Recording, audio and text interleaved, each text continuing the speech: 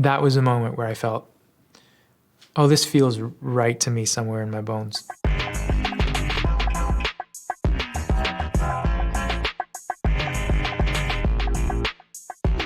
I think there was a period of time where it got me attention at the dinner table when I could mimic or I could perform.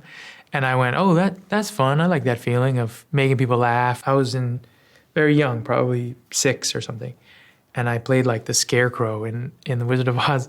And I remember being able to, I felt comfortable on a stage, like with the energy going back and forth. I think if I really think about it, that was a moment where I felt, oh, this feels right to me somewhere in my bones. My dad's named Mitch, and he's a submarine commander. Danny. Submarine commander?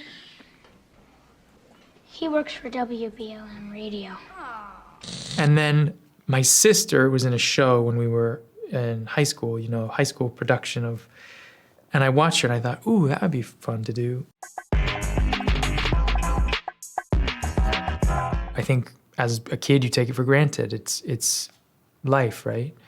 And then you grow up and you start to realize, oh, this is what my parents do, or this is what the person who raised me does. And somehow you understand the language in a different way. So to me, I feel like, just like if you grow up in another country and you speak a different language, it's a fluency, right? Like you have a fluency in that language. And to me, I grew up watching things and talking about storytelling. And so there's a semi-fluency in that language, you know, that I feel comfortable in.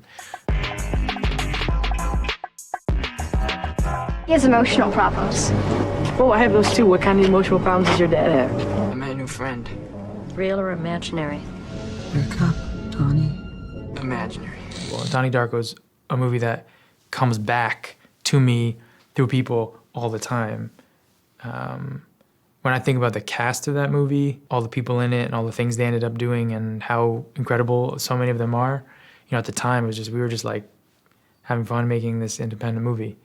And so yeah, it was definitely, I mean, it was the only movie I've acted with my sister in, so only thing I've ever really acted with her. I always knew that it would be found. When an idea is new, that's what I think is fantastic. Like, and I think Donnie Darko is a different new idea. I think in many ways, I think the effect it had on me playing it and the experience of making it, and then what it's become, you know? They're all different forms of how something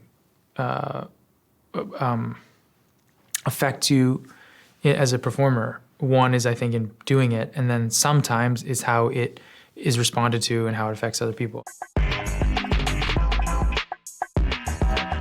The acting thing was not something I thought about doing, though I started doing it early, but the thing I really understood more was behind the camera. So, because my family and friends and different people were involved in that as I was growing up. So it is a pursuit that I would like to follow. Obviously, my sister has made a movie and to such incredible acclaim, so it's in our bones. There was a moment where he was, you know, ambulance is really tight, and so he was driving, and we were on the streets, like open streets of LA was he was driving, and I was in the passenger seat to talk to him. So obviously, like when you're filming, you have to be in the eye line of the other actor. And so Michael passed the camera over to me, and I was operating his coverage while we were doing the scene. And then Yaya was saying, like, oh, that takes a lot of confidence to do that. And then more people were saying, like, oh, he was shooting scenes and stuff. I was like, I was not doing that. So, but I will say that it doesn't feel uncomfortable for me to hold a camera. And I grew up watching people make movies. I'm really interested in how a great filmmaker, whatever the genre is, does what he or she does. And to me, that's like, it's like food, you know? And so that is the experience of a Michael Bay movie, is that he says, capture anything when it's alive. Like, here, you, get it. If you can get it, you know?